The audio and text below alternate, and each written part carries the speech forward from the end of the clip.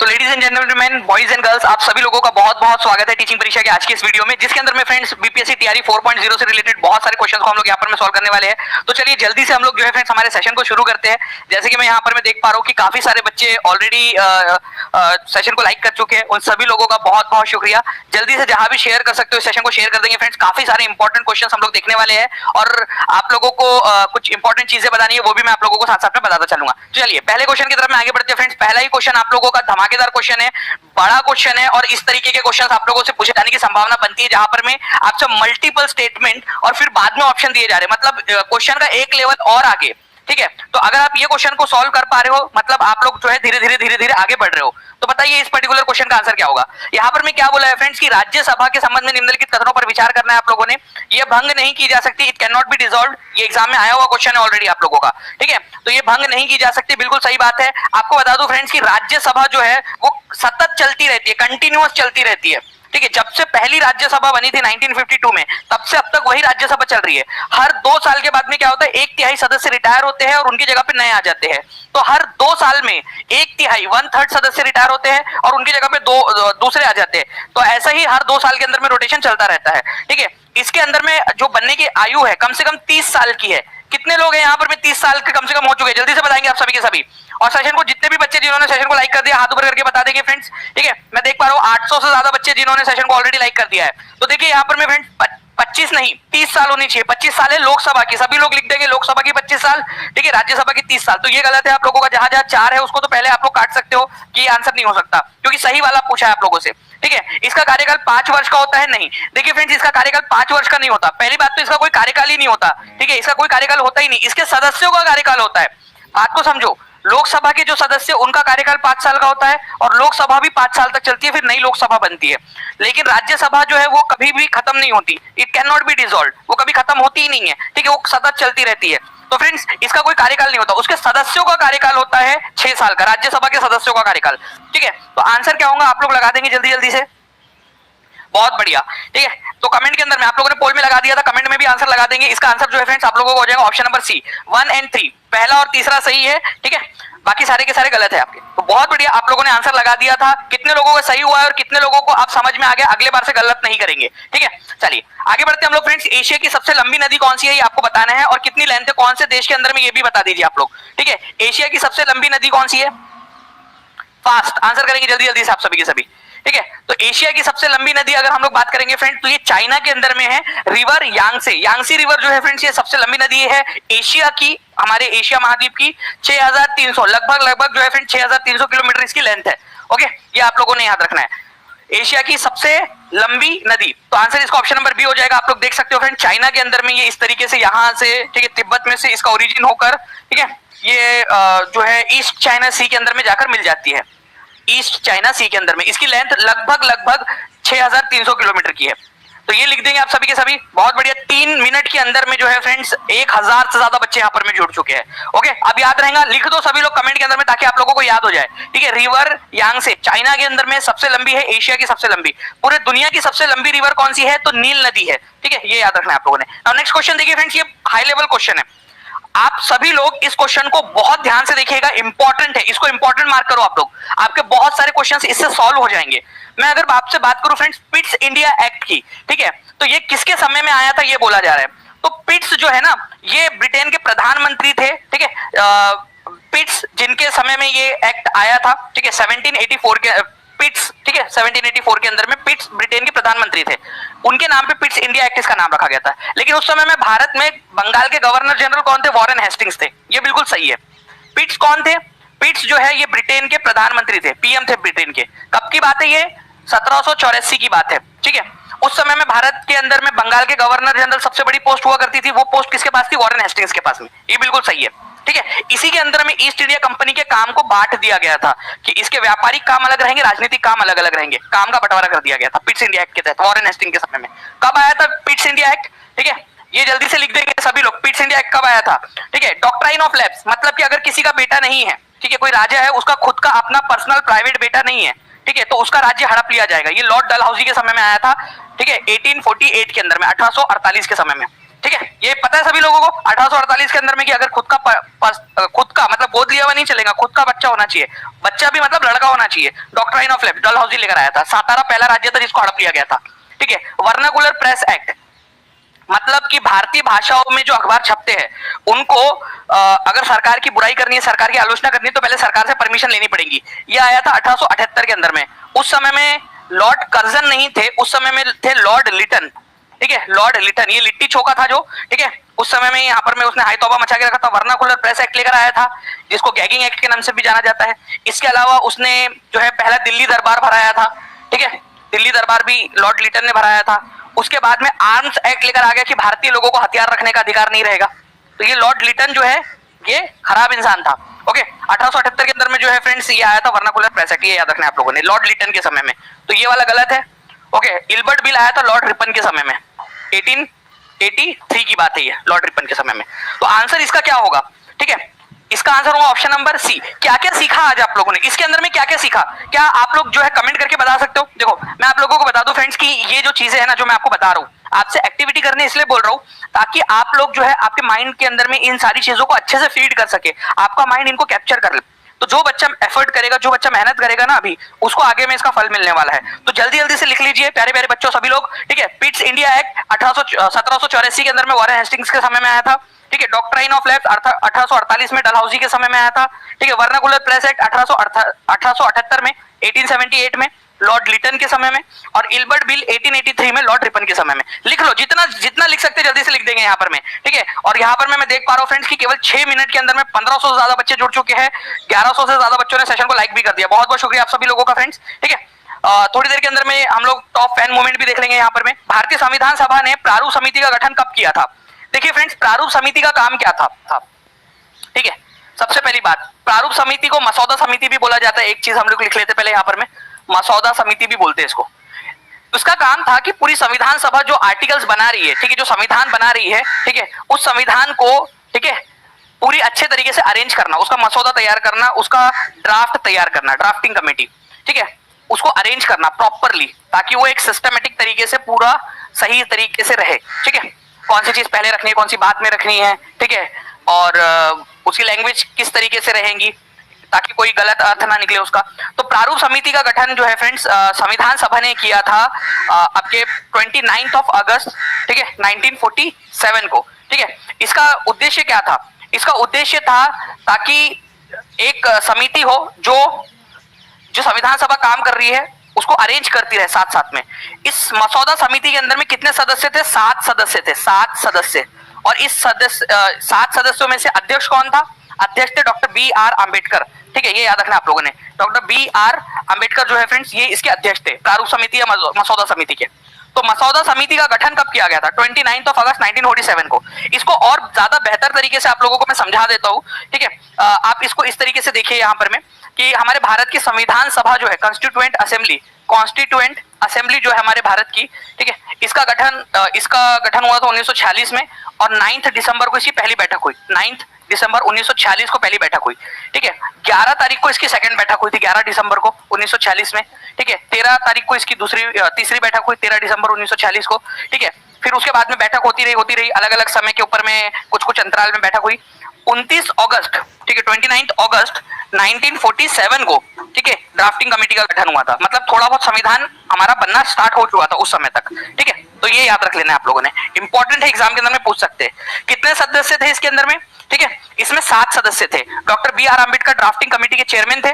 ठीक है, उसके बाद में K.M. मुंशी, ठीक है, मोहम्मद सादुल्ला, ठीक है, अल्लादी कृष्ण स्वामी अय्यर, ठीक है, N. गोपाला स्वामी अयंगर, ठीक है, N. माधवराव और कृष्णम। देखिए डॉक्टर भीमराव अंबेडकर, ठीक है, इनके अलावा आप देखिए यहाँ पर में मुंशी जी थे, ठीक है, मोहम्मद सादुल्ला, अल्लादी कृष्ण स्वामी अय्यर, ठीक है, N. गोपाला स्वामी अयंगर, माधवराव, ठीक है, और T.T. कृष्णमाचारी। ये 7 लोग थे जो ड्राफ्टिंग कमेटी के सदस्य थे, और उनमें से B.R. अम्बेडकर उसके अध्यक्ष। B.N. राव जो है फ्रेंड्स, उन्होंने हेल्प की थी इनकी, वो समिति के सदस्य नहीं थे, वो हेल्प किए थे इन्होंने। B.N. राव संविधान सभा के संवैधानिक सलाहकार थे, संविधान सभा के सलाहकार थे, एडवाइजर थे। उन्होंने संविधान की ड्राफ्टिंग कमेटी की भी मदद की थी। ठीक है, तो 7 सदस्य थे। B.N. राव उसके सदस्य नहीं थे, वो केवल हेल्प कर रहे थे उनकी, ठीक है, बनाने में। चलिए, तो ये एक पॉइंट है आप लोगों का जो आप लोगों ने याद रख लेना है। भारतीय राष्ट्रीय कांग्रेस द्वारा किस दिन को पूर्ण स्वराज दिवस घोषित किया गया था? ठीक है, पूर्ण स्वराज दिवस। देखिए फ्रेंड्स, बात है 1906 की। ठीक है, 1906 में क्या हुआ था? पहली बार स्वराज शब्द का इस्तेमाल किया गया कांग्रेस के द्वारा, इंडियन नेशनल कांग्रेस के द्वारा, कलकत्ता सेशन के अंदर में, इंडियन नेशनल कांग्रेस के कलकत्ता अधिवेशन के अंदर में, कलकत्ता में हो रहा था, दादा भाई नौरोजी उसके अध्यक्ष थे 1906 में। लेकिन ये बात थी केवल स्वराज की, कि भाई हमको भारत के अंदर में रहते हुए कुछ अधिकार दे दो।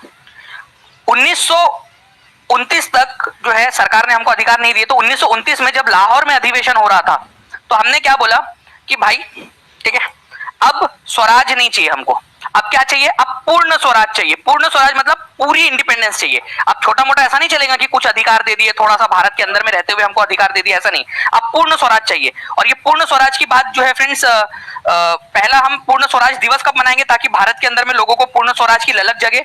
ये हम लोग मनाएंगे 1929, दिसंबर 1929 के अंदर में ये सेशन हुआ था। ठीक है, पूर्ण स्वराज की घोषणा हुई थी। हमने बोला था कि हम क्या करेंगे, इसके दिसंबर के बाद में कौन सा महीना आता है? जल्दी बताओ आप लोग। ठीक है, दिसंबर के बाद में कौन सा आता है? जनवरी आता है। तो 26 जनवरी 1930 को हम पूर्ण स्वराज दिवस मनाएंगे, क्योंकि भाई दिसंबर 1929 के बाद में कौन सा महीना आएगा? अगले महीने। ठीक है, दिसंबर 1929 के बाद में जनवरी 1930 आ जाएगा, तो 26 जनवरी 1930 को हम लोग जो है पूर्ण स्वराज दिवस मनाएंगे। इस वजह से जो है फ्रेंड्स 26/1/1930 इसका आंसर होगा। 1929 में इसकी घोषणा हुई थी, लेकिन 26 जनवरी 1930 को जो है इसका पहला बार ये मनाया गया था। ओके, और इसी दिन की याद में हम लोगों ने इससे 20 साल बाद 26 जनवरी 1950 को हमने हमारा संविधान लागू किया था, इसी दिन की याद में।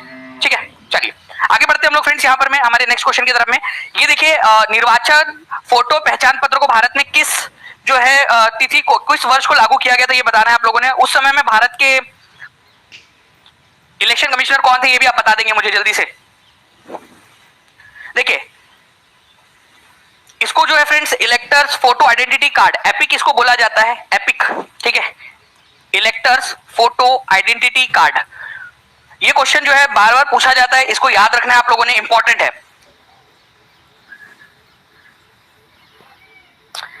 चलिए देखिए फ्रेंड्स, अगर मैं बात करूं इस पर्टिकुलर क्वेश्चन की आप लोगों से कि निर्वाचक फोटो पहचान पत्र को भारत में कौन से साल में लागू किया गया था, तो वो साल था 1993। ठीक है, 1993। हर बच्चा जल्दी से कमेंट के अंदर में लिखेगा।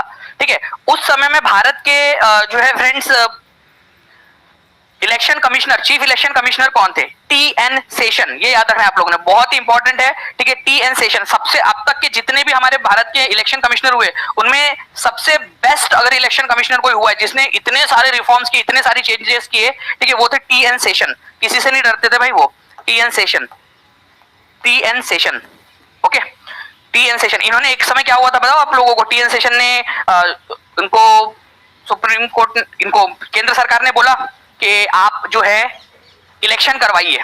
ठीक है, बट कुछ ऐसी चीजें थी जो जिसको फॉलो नहीं किया गया था, कुछ ऐसे प्रावधान थे जिसका पालन नहीं किया गया था, तो इन्होंने केंद्र सरकार को मना कर दिया कि मैं इलेक्शन नहीं कराऊंगा जब तक आप इन सारे जो है प्रावधानों को लागू नहीं करेंगे। ठीक है, मतलब ये बंदा केंद्र सरकार से भिड़ गया और बोला, और इलेक्शन नहीं कराया उन्होंने। इवन जो एक बाई इलेक्शन पेंडिंग था, ठीक है, एक मंत्री थे उस समय में, उनका बाई इलेक्शन पेंडिंग था, उनकी पोस्ट उनकी मंत्री की पोस्ट चली गई थी, इन्होंने बाई इलेक्शन नहीं करवाया। बोले कि जब तक आप मेरी बातें नहीं मानोगे, ये सारी चीजें जो जनता के फेवर की बातें उसको लागू नहीं करोगे, तब तक जो है हम इलेक्शन ही नहीं कराएंगे। टी.एन. शेषन, ठीक है, ये थे। और क्या हुआ आखिरकार जो है फ्रेंड्स, इनको जो है सरकारी फिर उसका सामना करना पड़ा बाद में, कोई उनको पोस्ट नहीं मिली बाद में, और कोई सरकारी जैसे रिटायर हो जाते हैं तो कुछ ना कुछ दे दिया जाता है ना जो बात मानते हैं। इसीलिए इलेक्शन कमिश्नर के लिए ये होना चाहिए कि सुप्रीम कोर्ट के जो जजेस है, हाई कोर्ट के जो जजेस है, और इलेक्शन कमिश्नर और सीएजी, ठीक है, कंट्रोलर एंड ऑडिटर जनरल, ये 4 पोस्ट कम से कम ऐसी होनी चाहिए जो रिटायरमेंट के बाद में कम से कम 5 साल तक कोई सरकारी पद नहीं ले सकते। कितने लोग एग्री करते बता दीजिए आप लोग। क्योंकि क्या होता है ना कि जो जजेस है वो भी कई बार ऐसा होता है कि सरकार के पक्ष में फैसला देते हैं, क्योंकि उनको लगता है रिटायरमेंट के बाद में राज्यसभा की सीट मिल जाएंगी, ठीक है, या कहीं पे गवर्नर बना दिया जाएगा, या कुछ इस तरीके से होगा। ये चीज बहुत इंपॉर्टेंट है, इसके ऊपर में विचार किया जाना चाहिए। ओके, तो आंसर जो है फ्रेंड 1993 में electors photo identity card introduce किया गया था। 1993 में टी.एन. शेषन थे उस समय में। तो इसमें आंसर में दिया नहीं है आप लोगों का इन पहले 3 ऑप्शन में, तो आंसर हो जाएगा उपयुक्त में से कोई नहीं, नन ऑफ द अबव। लिख दो, एपिक कब लॉन्च हुआ था? 1993 के अंदर में, सभी बच्चे लिख देंगे। ठीक है, तो ई इज द आंसर, ये याद रखना है आप लोगों ने। नेक्स्ट, पाबना विद्रोह, देखिए फ्रेंड्स, बहुत ही इंपॉर्टेंट है ये पाबना विद्रोह, ठीक है। इसके अंदर में बेसिकली ये हुआ था कि जो जमींदार थे, ठीक है, उन्होंने किराया बढ़ा दिया था किसानों के ऊपर में।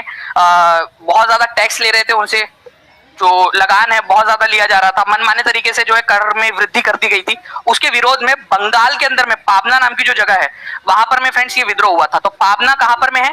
पाबना नाम की जगह बंगाल में आप लोगों को मिलेंगी, ठीक है, बंगाल में। अब पंजाब, गुजरात और बंगाल ये आपको समझ में आता है, ठीक है। मुझे एक चीज बताना, मालाबार कहां पर में है? ये राज्य तो आपने कभी सुना नहीं नाम, ठीक है। मुझे जल्दी जल्दी से कमेंट करके बताइए, और जो बच्चे हैं वो लोग भी ट्राई करेंगे एटलीस्ट, ये मालाबार कहां पर में है, ठीक है, मालाबार नाम की जगह। क्योंकि पंजाब, गुजरात, बंगाली आप लोगों को समझ में आता है। Very good. मैं यहाँ पर मैं देख रहा हूँ किरण कुमारी ने आंसर कर दिया है, केरल, ठीक है, पूजा कुमारी है, रीना है, जितेंद्र है, बहुत सारे बच्चे यहाँ पर में जो आंसर कर रहे हैं, ठीक है। आंसर जो है फ्रेंड्स सी हो जाएगा केरला। केरला के अंदर में है मालाबार नाम की जगह। ये केरल जो है ना, उसका जो तटवर्ती इलाका है उसको मालाबार वाला रीजन बोला जाता है, ये याद रख लेना है आप लोगों ने, ठीक है। एग्जाम में पूछते हैं मालाबार कहां पर में, ठीक है। नाउ नेक्स्ट क्वेश्चन जो है फ्रेंड्स, देखिए यहाँ पर में, for how many long can a proclamation of emergency can be initially enforced? अगर इमरजेंसी भारत के अंदर में लगानी है तो कितने समय के लिए लगाई जा सकती है? सीडीपीओ के एग्जाम के अंदर में आया हुआ क्वेश्चन है आप लोगों का, ओके। और मुझे एक चीज और बताइएगा कि अगर भारत में इमरजेंसी लगानी है तो उसका आर्टिकल क्या है, ठीक है, आर्टिकल आर्टिकल क्या है ये बता देंगे आप लोग। एक चीज और आप लोगों से जो है फ्रेंड्स मैं जानना चाहूंगा, यहाँ पर मैं आप लोग बताएंगे मुझे, भारत के अंदर में जो इमरजेंसी के जो प्रावधान है वो कौन से वाले पार्ट में दिए गए, भारत के संविधान के कौन से वाले पार्ट में? तो दो चीजें मैंने आप लोगों से पूछ लिया है, यहाँ पर मैं एक एक करके आप लोग बताते जाइएगा, ठीक है। तो पहला मैंने आपको बताया कि भारत के अंदर में अगर नेशनल इमरजेंसी लगानी है तो आर्टिकल नंबर 352 के तहत लगाया जा सकता है। राष्ट्रपति शासन लगाना है किसी राज्य में तो आर्टिकल नंबर 356 के तहत, और फाइनेंशियल इमरजेंसी, वित्तीय आपातकाल लगाना है तो 360 के तहत। ये इमरजेंसी वाले आर्टिकल से इमरजेंसी के प्रावधान जो बताते हैं, ये हमारे भारत के भाग नंबर 18 में दिए गए हैं। भारत का जो संविधान के जितने भी आर्टिकल्स हैं उनको अलग अलग भागों में बांटा गया है, तो भाग नंबर 18 में, ठीक है। देखो इमरजेंसी सिचुएशन कब आ जाती है आपके जीवन के अंदर में? जब आप 18 साल के होते हो, है कि नहीं? कितने लोग एग्री करते हैं? ठीक है, आपके बॉडी के अंदर में बहुत सारे हार्मोनल चेंजेस होने लगते हैं, और आप अलग अलग ख्याल आते हैं, ठीक है। मेरा जीवन कोरा कागज कोरा ही रह गया, ठीक है, मुझे छोड़ के जाओगे बड़ा पछताओगे, मतलब ये सारे गाने आप लोग जो है सुनते हो, क्यों शिवा, है ना? तो ये जो चीजें हैं फ्रेंड्स आप लोगों की 18 साल की उम्र के अंदर में इमरजेंसी सिचुएशन आ जाती है आप लोगों की, ऐसा याद रखना है आप लोगों ने, इमरजेंसी सिचुएशन, ठीक है। तो भाग नंबर 18 में दिया गया है इमरजेंसी वाले प्रावधान, आर्टिकल नंबर 352, 356, 360, ये सारे के सारे भाग नंबर 18 के अंदर में आती है, ये याद रखना है। 18 साल की उम्र, बालिग हो गए आप। तो पहली बार अगर इमरजेंसी लगानी है आपने तो आप 6 महीने के लिए लगा सकते हो, 6 महीने के लिए। फिर आपको संसद की परमिशन लेनी पड़ेगी, फिर 6 महीने के लिए और लगा सकते हो, ठीक है। फिर से 6 महीने और बढ़ा सकते हो, तो 6-6 महीने करके आप बढ़ा सकते हो, ये याद रखना है आप लोगों ने, आर्टिकल नंबर 352 के तहत अगर देश में इमरजेंसी लगानी है। तो हमारे देश के जो संविधान निर्माता थे उन्होंने बहुत बढ़िया तरीके से इसको सोचा, उन्होंने बोला कि भाई हम अनलिमिटेड पावर नहीं दे देते, हम 6-6 महीने का पावर देंगे, 6-6 महीने का एक्सटेंशन देंगे, ठीक है। तो आंसर इसका जो है फ्रेंड्स क्या हो जाएगा आप लोगों का? आंसर हो जाएगा यहाँ पर में ऑप्शन नंबर सी, ठीक है। इमरजेंसी के प्रावधान कौन से वाले भाग में दिए गए हैं? सभी लोग कमेंट करके बताएंगे जल्दी से। एक बार जो है टॉप फैन मूवमेंट्स भी बता दीजिए प्लीज टीम। 2000 लाइक्स के हम लोग पास पहुंचते जा रहे हैं फ्रेंड, जल्दी जल्दी से सेशन को लाइक एंड शेयर भी करते रहेंगे आप लोग। ना देखिए यहाँ पर भी निम्नलिखित महासागरों या सागरों में से कौन सा पनामा नहर को जोड़ता है? पनामा नहर को, ठीक है, जल्दी से आंसर कर दीजिए आप लोग, 10 सेकंड का समय दे रहा हूं आप लोगों को। तो देखिए पनामा नहर जो है फ्रेंड्स आप लोगों ने याद रखना है कि ये नॉर्थ अमेरिका, ठीक है, और साउथ अमेरिका जो है उसके बीच में बनी हुई है। उसके बीच में जो है जगह जो थी पनामा नाम का जो एक जगह थी उसको काटकर यहाँ पर में बनाया गया है। यहाँ पर में है अटलांटिक ओशन और यहाँ पर में है प्रशांत महासागर, पैसिफिक ओशन। तो अटलांटिक ओशन और पैसिफिक ओशन को जोड़ती है ये, ठीक है। तो ये जोड़ती है प्रशांत महासागर को अटलांटिक ओशन से। अब अटलांटिक ओशन जो है फ्रेंड्स उसी को हिंदी भाषा में अंध महासागर भी बोला जाता है, ठीक है, अंध महासागर, ओके, अटलांटिक ओशन को। तो आंसर क्या हो जाएगा आप लोगों का फ्रेंड्स? ऑप्शन नंबर डी हो जाएगा, ठीक है, पनामा कैनल। तो प्रशांत महासागर को अटलांटिक ओशन और अटलांटिक ओशन को ही ब्लाइंड ओशन के नाम से भी जानते हैं, ये आप लोग याद रख लेंगे, ठीक है। चलिए, तो D is the correct answer. और ये क्वेश्चन आप लोगों का बीपीएससी सांख्यिकी अधिकारी 2016 के एग्जाम के अंदर में ऑलरेडी आ चुका है, आगे में भी पूछा जा सकता है, तो प्लीज इसके लिए तैयार रहिएगा आप लोग। आप देख सकते हो यहाँ पर में है आपका अटलांटिक ओशन, ठीक है, और यहाँ पर में पैसिफिक ओशन है, और ये पनामा नाम की जगह यहाँ पर में काटा गया है इसको बीच में से। क्यों? क्योंकि अदरवाइज ऐसा पूरा साउथ अमेरिका घूम के जाना पड़ता था पहले, अब रास्ता छोटा हो गया, ठीक है। तो अंध महासागर या ब्लाइंड ओशन बोला जाता है किसको? तो अटलांटिक ओशन को। ये आप लोगों का एक क्वेश्चन बन गया, ठीक है। चलिए नेक्स्ट क्वेश्चन क्वेश्चन की तरफ में आगे बढ़ते हैं फ्रेंड्स। म्यांमार के साथ में भारत की किन राज्यों की सीमाएं लगती है? 68वीं बीपीएससी के अंदर में आया था। आपको बांग्लादेश के साथ में कौन कौन से राज्यों की सीमा लगती है, म्यांमार के साथ में, चीन के साथ में कौन कौन से राज्यों की सीमा लगती है, नेपाल के साथ में, पाकिस्तान के साथ में, ठीक है, अफगानिस्तान के साथ में भी एक लगती है, केवल एक है यूनियन टेरिटरी, कौन सा है जिसकी सीमा लगती है, ठीक है, ये आप लोगों को बताना है कमेंट करके। ओके चलिए, तो देखिए फ्रेंड्स, अगर मैं आप लोगों को म्यांमार की बात बताऊं, ठीक है, तो हमारे भारत के अंदर में जो है मिजोरम ये शेयर करता है म्यांमार के साथ में अपनी बॉर्डर। ओके, यहाँ पर मैं आप लोग देख सकते हो ये मणिपुर है, मणिपुर शेयर करता है। ओके, मणिपुर शेयर करता है, इसके बाद में मिजोरम शेयर कर रहा है, मणिपुर, त्रिपुरा कर रहा है, मिजोरम कर रहा है, मणिपुर कर रहा है, ठीक है, और अरुणाचल प्रदेश कर रहा है। यहाँ पर मैं आप लोग देख सकते हो। ओके, तो कितने राज्य हो गए यहाँ पर में? आसाम जो है फ्रेंड्स वो शेयर नहीं करता, यहां से आप लोगों ने कर दिया एलिमिनेट इसको। ओके, तो नागालैंड, मणिपुर, मिजोरम, अरुणाचल प्रदेश, तो आंसर हो जाएगा आप लोगों का ऑप्शन नंबर बी। ठीक है, तो मणिपुर, मिजोरम करता है, त्रिपुरा कर रहा है, ठीक है, अरुणाचल प्रदेश कर रहा है, नागालैंड कर रहा है, तो आंसर आप लोगों का ऑप्शन नंबर बी हो गया। ये आप लोगों ने याद रखना है, इंपॉर्टेंट है, एग्जाम के अंदर में आप लोगों से पूछ सकते हैं। ठीक है,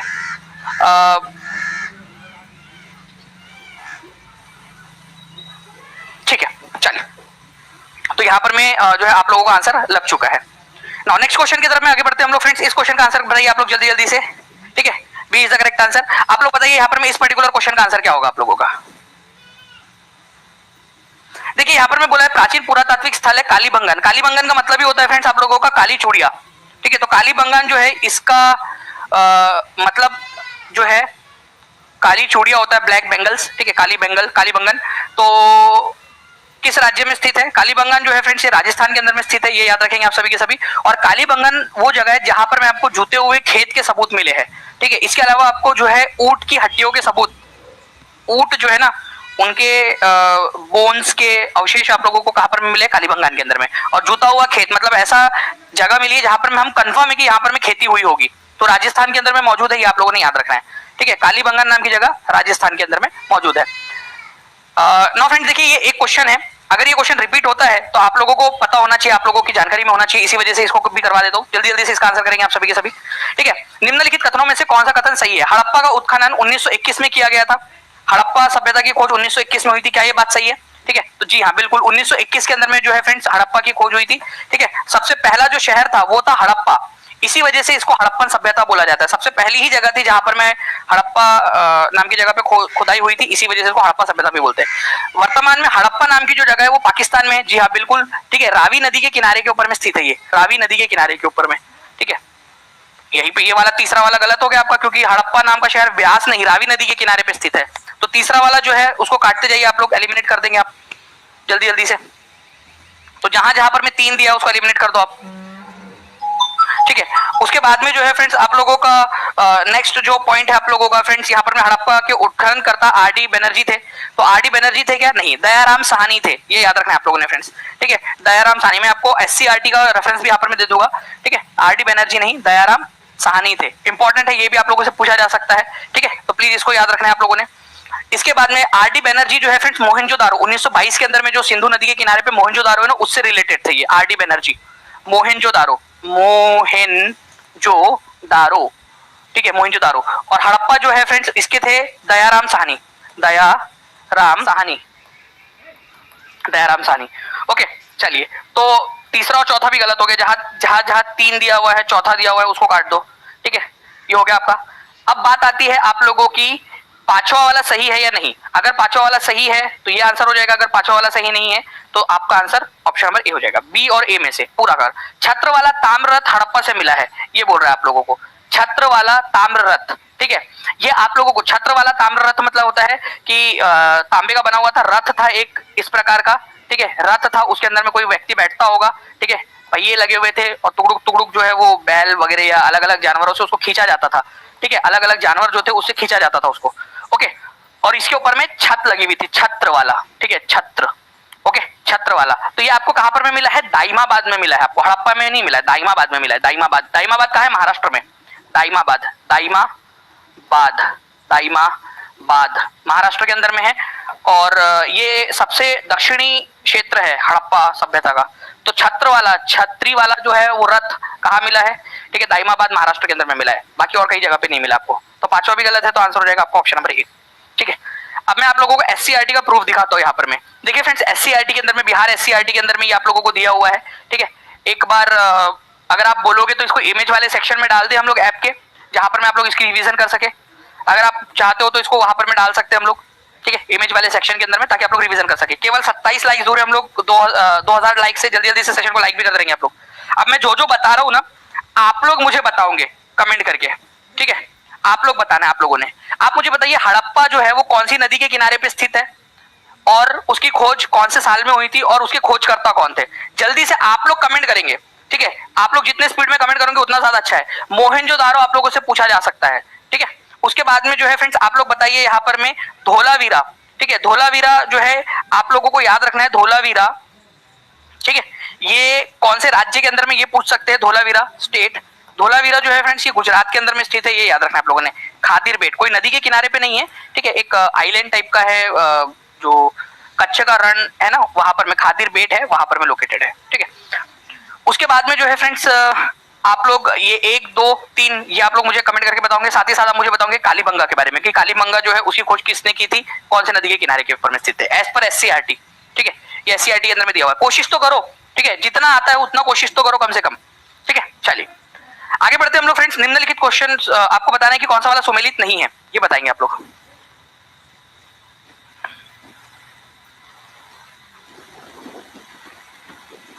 देखिए यहां पर मैं बोला है सतलज नदी, ठीक है। तो सतलज नदी जो है उसके ऊपर में कौन सा बांध बना हुआ है, ये आप लोग याद रखोगे। सतलज नदी के ऊपर में बना हुआ है, ठीक है, भाखड़ा नांगल डैम, भाखड़ा नांगल डैम, ठीक है। अब ये भाखड़ा नांगल डैम की वजह से क्या हो रहा है, ध्यान से समझिएगा आप लोग। भाखड़ा नांगल डैम जो है वो डैम बनने की वजह से जो पानी है, ठीक है, ये डैम बन गया। अब ये जो पानी है एक्स्ट्रा, ये कहीं ना कहीं स्टोर करना पड़ेगा, तो उसके वजह से एक झील बन गई है जिसको गुरु गोविंद सागर झील के नाम से जाना जाता है, ठीक है। तो ये बिल्कुल सही है, सतलज नदी पर बना है भाखड़ा नांगल डैम, और उस डैम की वजह से ये भाखड़ा नांगल डैम है, ठीक है। भाखड़ा नांगल डैम की वजह से क्या बन गया है, गुरु गोविंद सागर झील, गुरु गोविंद सागर झील, ठीक है। ये सबसे बड़ी आर्टिफिशियल झील है जो इंसानों के द्वारा बनी है, तो भाखड़ा नांगल डैम बन गया है, ठीक है। उसके वजह से पानी को स्टोर कहीं ना कहीं झील में करना पड़ेगा, तो ये झील मैनुअल जो है आर्टिफिशियल तरीके से इंसानों के द्वारा बनाई गई है, कृत्रिम झील है, ये प्राकृतिक नहीं है। ओके, तो ये बिल्कुल सही है, सतलज के साथ में इसका जोड़ी कहीं ना कहीं लग रही है। कावेरी नदी के ऊपर में कृष्णराज सागर डैम बना हुआ है, कावेरी नदी में, एनसीईआरटी में दिया हुआ है, ये याद रखेंगे आप सभी के सभी। उसके बाद में जो है फ्रेंड्स, आप लोगों ने ये याद रखना है कि चंबल नदी, ठीक है, क्या गांधी सागर चंबल नदी के ऊपर में बना हुआ है, ये आप लोग बताएंगे, ठीक है। गोदावरी नदी के ऊपर में नागार्जुन सागर। देखिए चंबल नदी के ऊपर में फ्रेंड्स गांधी सागर, ठीक है, जवाहर सागर, ठीक है, ये डैम जो है ये आपके बने हुए हैं, ठीक है। जवाहर सागर, गांधी सागर डैम दोनों चंबल नदी के ऊपर में बने हुए हैं। नागार्जुन सागर डैम जो है, अभी थोड़े दिन पहले मैंने आपको पेड क्लास में जब कृष्णा नदी पढ़ा रहा था उसमें बताया था कि कृष्णा नदी के ऊपर में बना हुआ है, कृष्णा रिवर के ऊपर में, गोदावरी पे नहीं, ठीक है। तो नागार्जुन सागर डैम कृष्णा नदी के ऊपर में बना हुआ है। इसको रिवाइज कर लेते हैं, ठीक है। आप लोग रिवाइज करिए इसको मेरे साथ साथ में, मैं आप लोगों को एक एक करके बताता हूं, आप लोग लिखते जाएंगे। आप मुझे बताइए कि भाखड़ा नांगल डैम कौन सी नदी पर बना है, उसकी वजह से कौन सा वाला एक झील बन गई है। आप लोग लिखिए, देखिए जितना ज्यादा आप लोग लिखोगे ना, जितना ज्यादा प्रैक्टिस करोगे उतना ज्यादा आपके लिए अच्छा है। आंसर मैंने आपको बता दिया, बट मैं ये नहीं चाहता कि आप लोग जो है फ्रेंड्स इस तरीके से बस आंसर लगा के चले जाए। आपको सीखने के लिए आए हो आप लोग यहाँ पर, मैं सीखने के लिए। एग्री करते हो, हाथ ऊपर करके बता दो अगर एग्री करते हो इस तरीके से सीखने के लिए, ठीक है। आपको सीखना है, सतलज नदी के ऊपर में बना हुआ है भाखड़ा नांगल डैम, उसके वजह से गुरु गोविंद सागर जो है झील बनी है, ठीक है। चलो एक चीज आपको याद हो गई, एक चीज के अंदर में आप लोगों ने 3 क्वेश्चंस यहां पर में याद कर लिए। भाखड़ा नांगल डैम सतलज नदी पे, सतलज नदी के वजह से कौन सा वाला जो है झील बनती है, गुरु गोविंद सागर झील। गुरु गोविंद सागर झील जो है ये सबसे बड़ी आर्टिफिशियल झील है, ये आप लोगों ने याद कर। कावेरी कृष्णराज सागर डैम, ये यूपी के एग्जाम के अंदर में भी आया हुआ है, कई सारे एग्जाम्स के अंदर में। कृष्णराज सागर जो है कावेरी नदी के ऊपर में है, ये याद रखना है, कर्नाटक के अंदर में। चंबल नदी के ऊपर में गांधी सागर, जवाहर सागर डैम आप लोगों के बने हुए हैं। नागार्जुन सागर डैम कृष्णा नदी के ऊपर में है, ठीक है। तो ये आपने याद किया है आप लोगों ने, तो कांग्रेचुलेशंस आप लोगों को, आप लोग जो है आगे बढ़ रहे हो, ठीक है। एक एक कदम आप लोग आगे बढ़ते जा रहे हो, ठीक है। चलिए नाउ नेक्स्ट क्वेश्चन की तरफ में आगे बढ़ते हैं फ्रेंड्स। भारतीय राष्ट्रीय कांग्रेस जो है कहां पर में उग्रवादी और उदारवादी 2 गुटों में अलग अलग हो गई थी। ध्यान से आंसर करिएगा, देखते कितने लोग आंसर कर पाते हैं इसका। मैं यहाँ पर मैं देख पा रहा हूँ अर्णव ने आंसर कर दिया है और बहुत सारे बच्चे जिन्होंने देखते मतलब मुझे ये बात की खुशी हो रही है कि कुछ बच्चे अब यहाँ पर मैं आप लोगों को एग्जामिनर भी अब आपको जो है फ्रेंड्स उलझा नहीं सकता। जो टीचिंग परीक्षा का स्टूडेंट है ना वो बहुत अच्छे से आंसर करेंगे इसका। देखिए भारतीय राष्ट्रीय कांग्रेस कहाँ पर में उग्रवादी और उदारवादी मॉडरेट और एक्सट्रीमिस्ट दो इसमें अलग हो गई थी, नरम दल और गरम दल के अंदर में। ठीक है, ध्यान से समझना है आप लोगों ने। कई सारे बच्चे सूरत सेशन देख रहे हैं और आंसर लगा दे रहे हैं ए, बट यहाँ देखिए 1906 लिखा हुआ है। सूरत सेशन हुआ था 1907 के अंदर में। वेरी गुड, जितने भी बच्चों ने इसको पकड़ा है, ठीक है, कांग्रेचुलेशन। जिन लोग नहीं कर पाए, गलत हो गया है, वो प्लीज ध्यान रखिएगा आप लोग आगे से। ठीक है, 1907 वाला होना चाहिए था, 1906 नहीं, इसी वजह से ये गलत है। ठीक है, 1907 अब लाहौर नहीं था, वो सूरत अधिवेशन था 1907। कलकत्ता अधिवेशन भी नहीं था, कराची अधिवेशन नहीं था। None of the above answer हो जाएगा आप लोगों का। ठीक है, कितने बच्चों ने सही आंसर किया था हाथ ऊपर करके बता देंगे एक बार। और जल्दी जल्दी से जो है फ्रेंड्स एक बार लिख देंगे ताकि आप लोगों को हमेशा के लिए याद हो जाए। सूरत अधिवेशन था 1907 का, जहां पर में नरम दल और गरम दल के जो नेता थे कांग्रेस के वो अलग अलग हो गए थे। ठीक है, आप लोगों के लिए मैं बता भी देता हूँ पूरा का पूरा। ये 23वें नंबर का जो है फ्रेंड्स अधिवेशन था इंडियन नेशनल कांग्रेस का। ठीक है, इसके अंदर में गरमपंथी और नरमपंथी, उग्रवादी और उदारवादी। उग्रवादी मतलब ऐसे लोग थे एक्सट्रीमिस्ट जो चाहते थे कि भाई अंग्रेजों को, ठीक है, वो लातों के भूत थे, बातों से नहीं मानने वाले। ठीक है, और नरमपंथी लोग थे, वो चाह रहे थे कि भाई प्यार से बात किया जाए अंग्रेजों से। ठीक है, तो गरमपंथियों में कौन कौन थे? गरमपंथियों के अंदर में मेनली थे बाल गंगाधर तिलक, ठीक है, उसके बाद में लाला लाजपत राय, ठीक है, बिपिन चंद्र पाल, औरोबिंदो घोष, ये सब जो थे कौन थे? गरमपंथी थे, गरम लोग थे ये लोग। ठीक है, और नरमपंथियों के अंदर में थे गोपाल कृष्ण गोखले, दादा भाई नौरोजी, इस तरीके के जो लोग थे। ठीक है, रास बिहारी बोस, ठीक है, ये सब ऐसे थे जो नरमपंथी थे। इस सेशन के अंदर में अध्यक्ष पद को लेकर जो है वो बहुत ज्यादा झगड़ा हुआ था। क्या हुआ? मॉडरेट लोग जो नरमपंथी लोग थे उन्होंने खड़ा किया रास बिहारी घोष को। ठीक है, कि रास बिहारी घोष हमारे तरफ से अध्यक्ष रहेंगे। गरमपंथी लोगों ने अपना अध्यक्ष खड़ा किया लाला लाजपत राय। चुनाव हुए, कौन जीता जल्दी बताओ? जीता कौन? फास्ट आंसर करेंगे आप लोग। जीता कौन? जीत गए मॉडरेट्स के रास बिहारी घोष। ठीक है, रास बिहारी घोष जीत गए और लाला लाजपत राय हार गए। तो लाला लाजपत राय और एक्सट्रीमिस्ट जो बाकी लोग थे उन लोगों ने सोचा कि यार कांग्रेस के अंदर में तो हमारी बात ही नहीं सुनी जा रही है, तो वो अलग थलग हो गए थे उसमें से। ठीक है, तो इस तरीके से दो फाड़ हो गया था और कांग्रेस जो है वो नरमपंथियों के हाथ में चली गई पूरी। चलिए, रास बिहारी घोष अध्यक्ष थे, अध्यक्ष चुने गए थे, ये भी याद रखना है। मोहम्मद बिन तुगलक ने अपनी राजधानी दिल्ली से कहां पर में स्थानांतरित की थी? ठीक है, देखिए यहां पर में दिल्ली के अंदर में जो है उनकी राजधानी हुआ करती थी, लेकिन उन्होंने क्या किया? अपनी राजधानी को शिफ्ट कर लिया। तो कहां पर में शिफ्ट किया था? ठीक है, तो मोहम्मद बिन तुगलक ने अपनी राजधानी को दौलताबाद में शिफ्ट कर दिया था। ठीक है, ये याद रखना है आप लोगों ने, दिल्ली से दौलताबाद। ओके, तो दिल्ली से दौलताबाद, दौलताबाद जो है फ्रेंड्स वही शहर है जिसको पहले देवगिरी के नाम से जाना जाता था। ठीक है, देवगिरी के नाम से जाना जाता था, ये महाराष्ट्र के अंदर में आप लोगों को मिलेगा।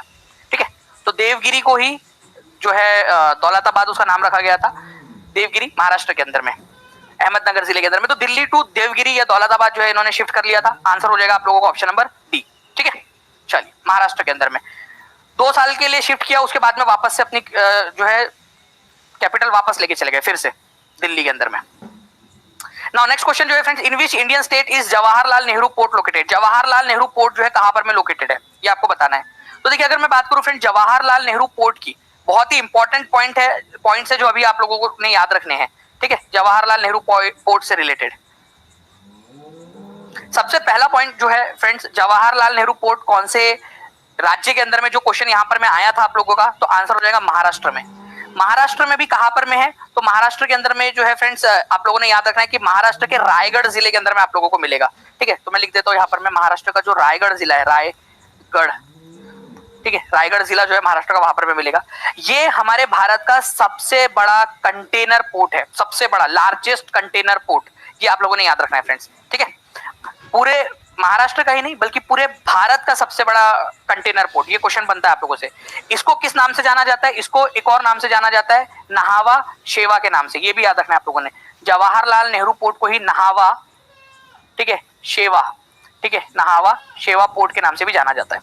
ठीक है, ये इंपॉर्टेंट है, ये सबसे बड़ा कंटेनर पोर्ट है। देखो, सबसे बड़ा पोर्ट अगर आप लोगों से बोला जाए कि भारत का सबसे बड़ा पोर्ट या बंदरगाह कौन सा है, वो हो जाएगा मुंबई पोर्ट, मुंबई बंदरगाह। ठीक है, मुंबई बंदरगाह। लेकिन अगर आपसे बोला जाए सबसे बड़ा कंटेनर पोर्ट का मतलब होता है फ्रेंड जहां से सबसे बड़ी संख्या में कंटेनर जो है लादे जाते हैं एक्सपोर्ट करने के लिए, और जहां सबसे ज्यादा कंटेनर्स आते हैं इंपोर्ट होकर। तो जहां सबसे ज्यादा कंटेनर्स का आदान प्रदान किया जाता है, ठीक है, बाहर भेजा जाता है, वहां से आते हैं, ठीक है, तो ये जो है आप लोगों का ये याद रखना है, इसको बोला जाता है कंटेनर पोर्ट, ठीक है। तो सबसे ज्यादा कंटेनर्स जहां पर में उतारे जाते हैं या जहां सबसे ज्यादा कंटेनर्स लादे जाते हैं, ठीक है, वो सबसे बड़ा, उस हिसाब से सबसे बड़ा कंटेनर पोर्ट है, ठीक है, जवाहरलाल नेहरू पोर्ट, नाहवा शेवा। ये क्वेश्चन आता है कि सबसे बड़ा कंटेनर पोर्ट कौन सा है, ठीक है, तो प्लीज इसको याद रख लीजिएगा आप लोग। मैं टीम से रिक्वेस्ट करूंगा कि प्लीज एक बार अगर पॉसिबल हो तो ये क्वेश्चन डाल दीजिएगा कि हमारे भारत में जो है जवाहरलाल नेहरू पोर्ट को और किस नाम से जाना जाता है। ये क्वेश्चन बन सकता है। सबसे बड़ा कंटेनर पोर्ट कौन सा, ये बन सकता है। सबसे बड़ा पोर्ट कौन सा है ओवरऑल, अगर सिर्फ कंटेनर नहीं सबसे बड़ा पोर्ट बोला जाए तो वो आप लोगों का हो जाएगा friends Mumbai port. Mumbai port और जवाहरलाल नेहरू पोर्ट अलग अलग है, ये याद रखना है आप लोगों ने, ठीक है। तो दोनों महाराष्ट्र में लेकिन अलग अलग है। ये रायगढ़ के अंदर में मुंबई पोर्ट, मुंबई में, सिंपल सी बात है। ओके, इसके ऊपर में मैं एक वीडियो आप लोगों के लिए बना दूंगा। सबसे गहरा वाला पोर्ट आप लोगों से पूछा जाता है, विशाखापट्टनम का वाइजैक पोर्ट जो है सबसे गहरा पोर्ट है, ठीक है। तो ये भी पूछते हैं आप लोगों से पूछा जाता है अक्सर कि पारादीप पोर्ट कहां पर में है, कौन से राज्य के अंदर में। जल्दी से आप लोग यहाँ पर में देखिए और मुझे बताइए कि पारादीप पोर्ट आप लोगों को कहां पर में दिख रहा है, ठीक है। देखो एक्टिविटी करने से ही आप लोगों को चीजें याद होंगी। देखिए यहाँ पर मैं आप लोगों को साफ साफ दिख रहा है पारादीप पोर्ट जो है कौन से राज्य के अंदर में, वहीं पे सामने दिख रहा है। आप लोगों को कमेंट करना है पारादीप पोर्ट कहां पर में, लिखिए आप लोग जल्दी जल्दी से, ठीक है, जल्दी जल्दी से कमेंट कर देंगे। यहाँ पर मैं आप लोगों को दिख रहा है हल्दिया पोर्ट जो है फ्रेंड्स कौन से शहर में लोकेटेड है और कौन से राज्य के अंदर में, ये भी आप लोग लिख देंगे। जितना ज्यादा आप लोग एक्टिविटी करोगे उतना ज्यादा आप लोगों के लिए अच्छा है, ठीक है। चल आगे बढ़ते हम लोग फ्रेंड्स। वह महिला स्वतंत्रता सेनानी कौन थी जिनको स्वतंत्रता आंदोलन की वयोवृद्ध महिला के रूप में जाना जाता है, ठीक है, grand old lady of independence movement, ठीक है। इनको heroine of quit India movement के नाम से भी जानते हैं, heroine of quit India movement, ठीक है। तो 10 सेकंड के अंदर में आप लोगों ने आंसर कर दिया है फ्रेंड्स, ठीक है। अरुणा आसफ अली, इनको जाना जाता है grand old lady of independence movement, Aruna Asaf Ali, और heroine of quit India movement. इन्होंने ही फ्रेंड्स गोवालिया टैंक मैदान जो था वहां पर में झंडा फहराया था क्विट इंडिया मूवमेंट के दौरान। मुझे जल्दी से बताओ कि क्विट इंडिया मूवमेंट भारत छोड़ो आंदोलन कौन से साल में हुआ था और ये गोवालिया टैंक मैदान कौन से शहर के अंदर में लोकेटेड है। चलिए बताइए, अभी मैंने आपको बता भी दिया थोड़ी देर पहले जस्ट, ठीक है। चलिए बहुत बढ़िया फ्रेंड्स, 2500 लाइक्स से हम लोग 50 लाइक्स दूर है यहाँ पर में। तो जल्दी जल्दी से सेशन को लाइक एंड शेयर भी करते रहेंगे आप सभी के सभी लोग। तो आंसर इसका ऑप्शन नंबर ए हो जाएगा। क्या क्या चीजें मैंने आपको बताया इनको जो है फ्रेंड्स, ठीक है, देखिए यहाँ पर में आप देख सकते हो कि ये रेफरेंस बुक्स जो है ना आप लोगों की जितनी भी है विपिन चंद्रा वगैरह, उन सबसे आप लोगों का कंटेंट लिया हुआ है। इनको हीरोइन ऑफ, ठीक है, 1942 मूवमेंट या फिर heroine of quit India movement इनके नाम से जाना जाता है क्योंकि भारत छोड़ो आंदोलन 1942 के अंदर में हुआ था, ठीक है। इनको ग्रैंड ओल्ड लेडी भी कहा जाता है। एग्जाम में पूछा गया प्रश्न है आप लोगों का, तो कहां से पूछा गया पूरा सोर्स जो है टीचिंग परीक्षा ने एक्सप्लोर किया है पूरा, हम लोगों ने जो है डीप डाउन जाकर रिसर्च की है। इसी वजह से आप लोगों को पता है कि बार बार जो भी टॉपर्स है टीचिंग परीक्षा के, आप लोगों को बताऊंगा, आप लोग उनके इंटरव्यूज देख सकते हो टीचिंग परीक्षा के यूट्यूब चैनल के ऊपर में कि उन्होंने किस तरीके से टीचिंग परीक्षा से पढ़ा और एज इट इज उनको क्वेश्चन देखने के लिए मिले। क्यों? क्योंकि हमने जो ऑथेंटिक सोर्सेस है जहां से क्वेश्चंस बन रहे हैं वहां एक्सप्लोर कर लिया है और उसके क्वेश्चंस 1 लाख से ज्यादा क्वेश्चंस आपको प्रोवाइड किए जा चुके हैं टीचिंग परीक्षा के ऐप पर, ठीक है। चलिए इसके अलावा देखिए फ्रेंड्स, ऐसा नहीं कि आप केवल एग्जाम क्लियर कर पाओगे, हो सकता है आप करोड़पति या करोड़ पत्नी बन जाओ। Who among these leaders came to be known as grand old lady of India during India's freedom struggle. देखिए कौन बनेगा करोड़पति का question directly, okay. Aruna Asaf Ali, Bhikaji Cama, Pandita Ramabai Saraswati, विजय लक्ष्मी पंडित, ठीक है। आप लोग आंसर करिए, ठीक है, और बताइए इसका आंसर क्या होगा। आप लोग देख सकते हो कौन बनेगा करोड़पति में भी क्वेश्चन आया था, तो Aruna Asaf Ali is the correct answer. अच्छा एक क्वेश्चन और देखिए आप लोग, सिर्फ एक क्वेश्चन नहीं, मैं आपको मल्टीपल बता रहा हूँ कि किस तरीके से जो आप पढ़ रहे हो ना वो कितना आप लोगों के लिए काम की चीज है। एक क्वेश्चन का आंसर कर दिया आप लोगों ने। अब देखिए दूसरे वाले एक कंटेस्टेंट से एक और सवाल पूछा गया, at an event during which movement, कौन से मूवमेंट के दौरान फ्रीडम स्ट्रगल के अंदर में अरुणा आसफ अली ने इंडिपेंडेंस इंडिया का जो इंडिपेंडेंस फ्लैग था, ठीक है, वो लहराया था गोवालिया टैंक मैदान के अंदर में। कांग्रेस का जो फ्लैग था ना उस समय का, वो लहराया था। बताइए इसका आंसर क्या होगा, कौन से वाले आंदोलन के दौरान।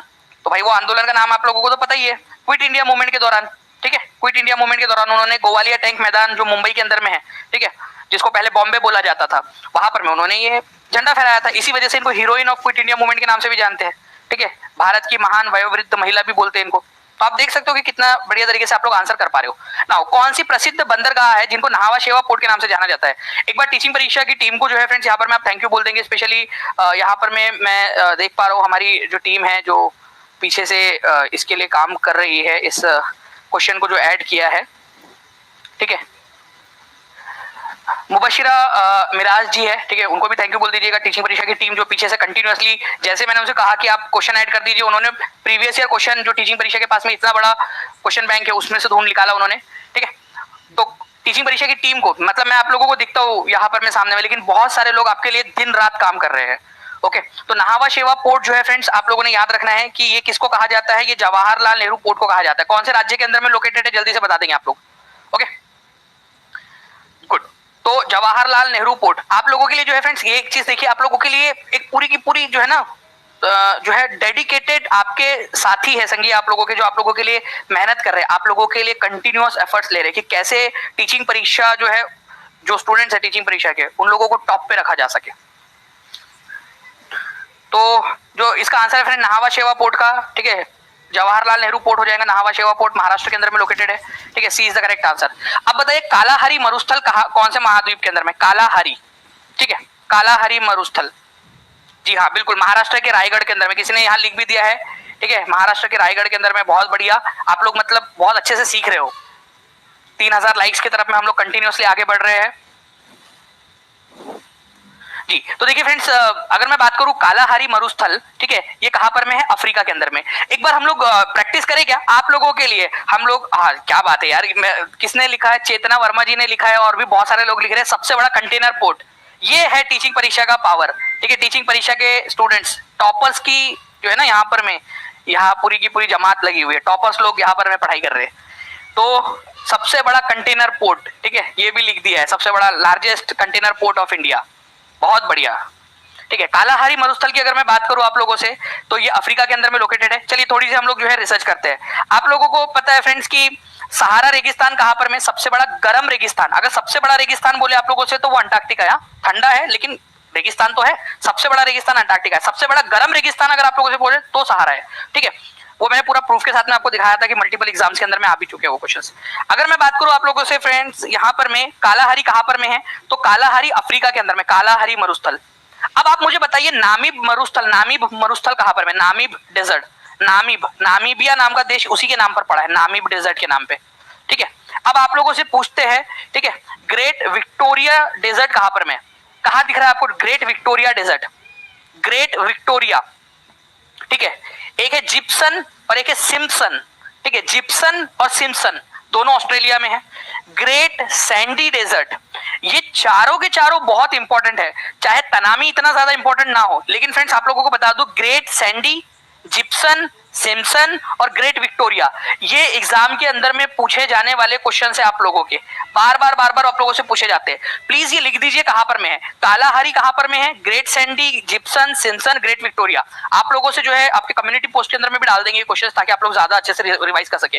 गोबी डेजर्ट जो है फ्रेंड्स एशिया में है, मंगोलिया और चाइना की बॉर्डर के ऊपर में। एग्जाम में आता है ये क्वेश्चन आप लोगों का, ठीक है। चलिए और भी मैं आप लोगों को याद करवाता चलूंगा धीरे धीरे जैसे जैसे हम लोग आगे बढ़ेंगे, लेकिन आप लोग अभी जो है फ्रेंड्स इतना याद रखिए, मेरी इच्छा है कि दो और याद कर लो आप लोग, आपकी भलाई के लिए बता रहा हूँ, ठीक है। एक है मोजावे डेजर्ट, ठीक है, मोजावे, और एक है अटाकामा।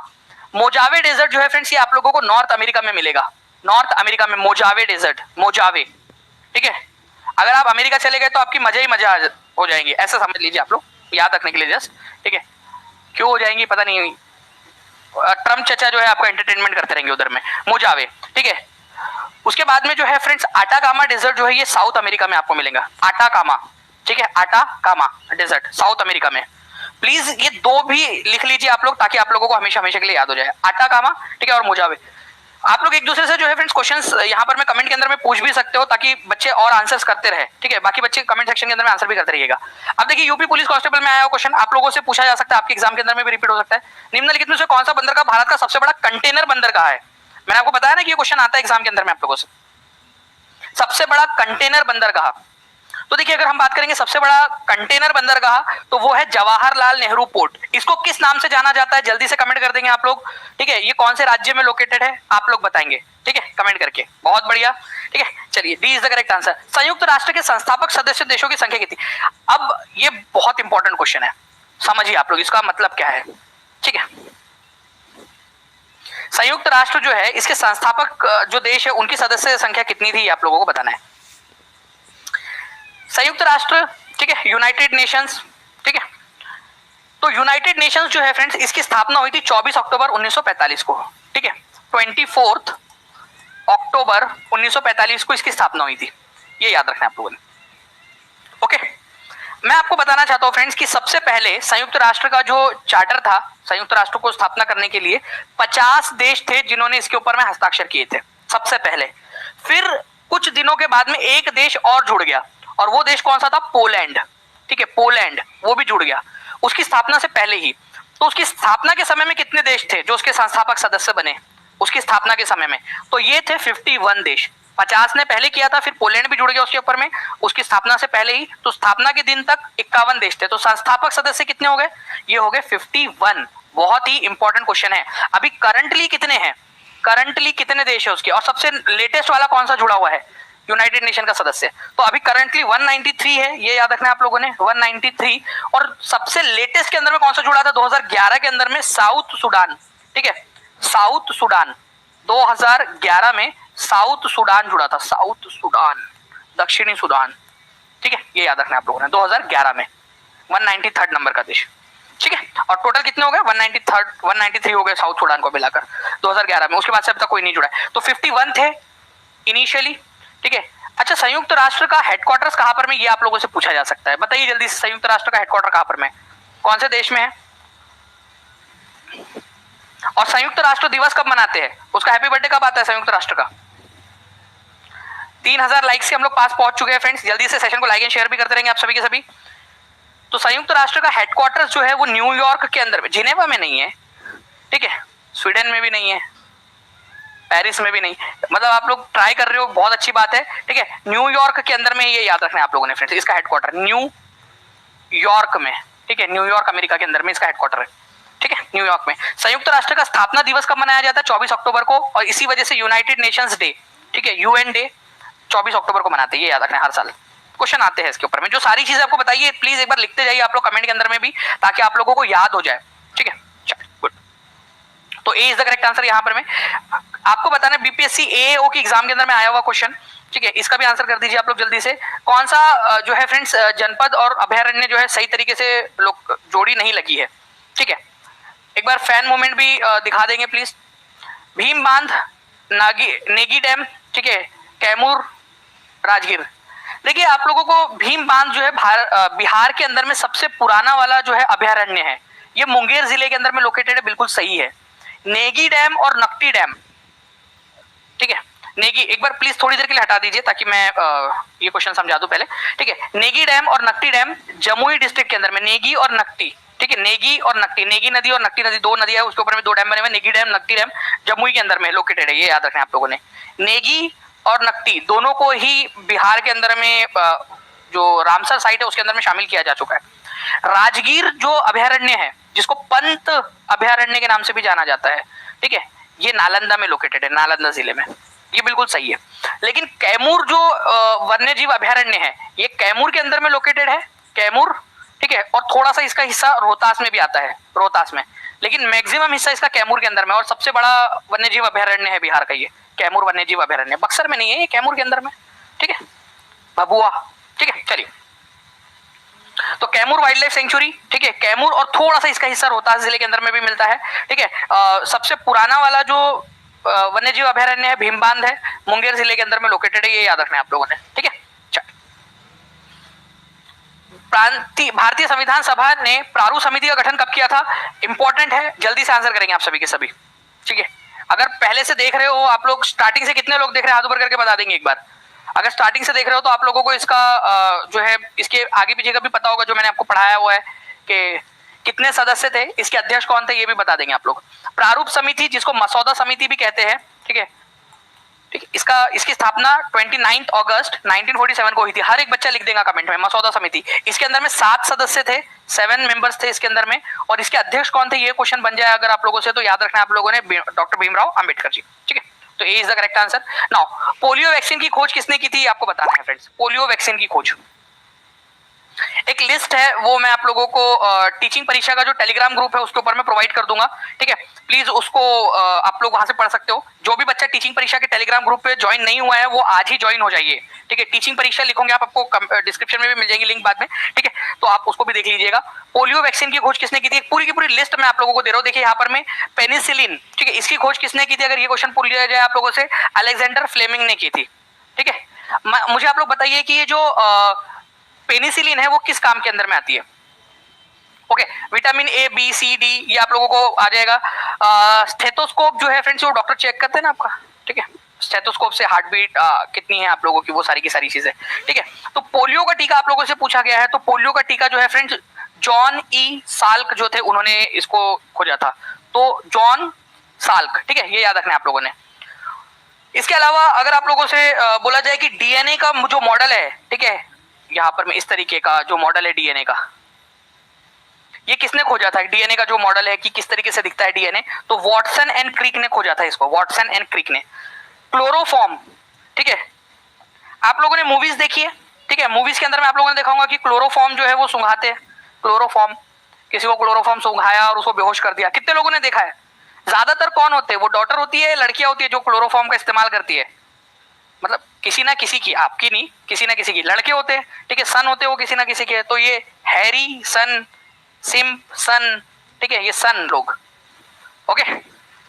तो ये क्लोरोफॉर्म, ठीक है, हैरिसन और सिम्पसन ने इसकी खोज की थी, हैरिसन और सिम्पसन ने। वो सिम्पसन नाम का एक वो भी आपको याद है, भी थोड़ी देर पहले हम लोगों ने देखा था, रेगिस्तान है, डेजर्ट, मरुस्थल, सिम्पसन नाम से। बताइए जल्दी से कहां पर में, तो हैरिसन और सिम्पसन। उसके बाद में जो है फ्रेंड्स जो आप लोगों ने याद रखना है कि हैजे का जो टीका है वो रॉबर्ट कोच ने इसकी खोज की थी, ये याद रख लेना है आप लोगों ने, ओके। और बेरी बेरी रोग जो है वो किसके वजह से होता है, बेरी बेरी रोग कौन से विटामिन की कमी की वजह से होता है, ये भी आप लोग कमेंट करके बताएंगे मुझे।